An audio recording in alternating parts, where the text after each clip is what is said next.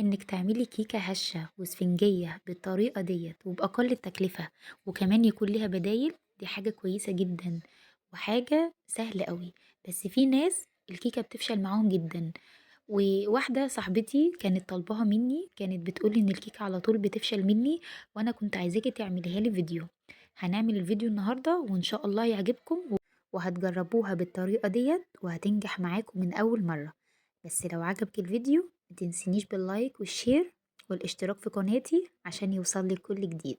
تعالوا بقى نشوف هنعمل إيه.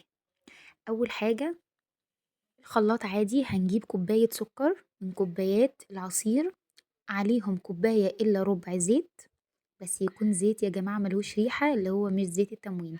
سوري بقى هنا الكاميرا عملت زوم وأنا ما خدتش بالي. ضربت الزيت والسكر لوحدهم الأول ونزلت عليهم ببيضتين. طبعا لازم نحط فانيليا فطلع ما عنديش فانيليا للأسف،